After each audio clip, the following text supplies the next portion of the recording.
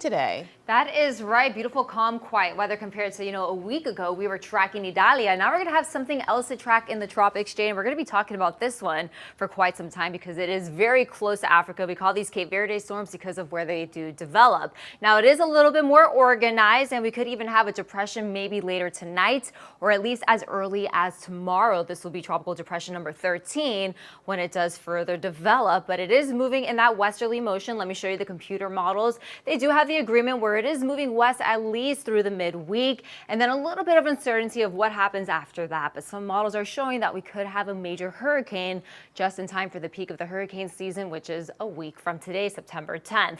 Now let me show you what the American model has. It has it organizing, becoming a tropical storm by early week, and then strengthening into possibly even that hurricane, maybe even a major hurricane staying just north of the Lesser Antilles, staying north of Puerto Rico. Again, a lot of uncertainty of what happens after that. And let me show you a quick view of the European model, which is also pretty much in very much agreement that we could even have that major hurricane just to the north of the Lesser Antilles. So something we're going to be monitoring out for the next several days, of course, getting towards the peak of hurricane season where we do typically have a hurricane somewhere in the Atlantic basin. 11 named storms thus far this season. We still have a handful to go. We're about 70% done left of the season, rather. Already seen about 2 major hurricanes from that total of 3 hurricanes. So we still have some time to meet and match these numbers that NOAA put out for the latest updated forecast. Now we do have Gert and Katia both in the Atlantic, both expected to weaken at least over the next 12 to 24 hours. Gert, in fact, is going to get absorbed by what was Idalia. No impacts for us here across the continental United States.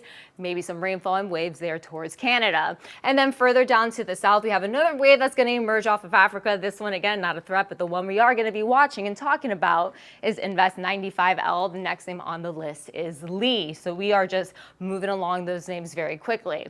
Back here at home, a beautiful day on the Sunday. Definitely felt a little bit like fall. We had the lower humidity, that breeze coming in from the north and east.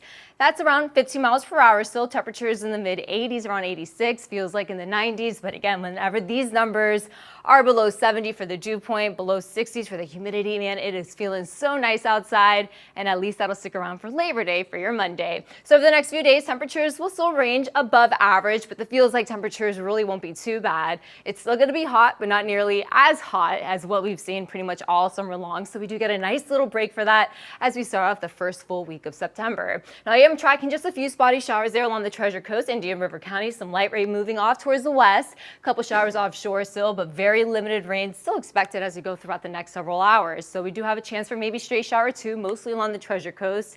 South County, though, looking good. Temperatures in the low 80s overnight, waking up to a bit of a warm start right around the low 80s there along Boca Raton. Let me take you through your Monday morning, Labor Day, starting off with a few showers moving onshore. Second half of the day, much drier along the beaches. Most of the rain should be inland. Second, later half of the afternoon and evening, looking really nice. And then for your Tuesday, very similar pattern, waking up to a few spotty showers whenever we have the onshore wind.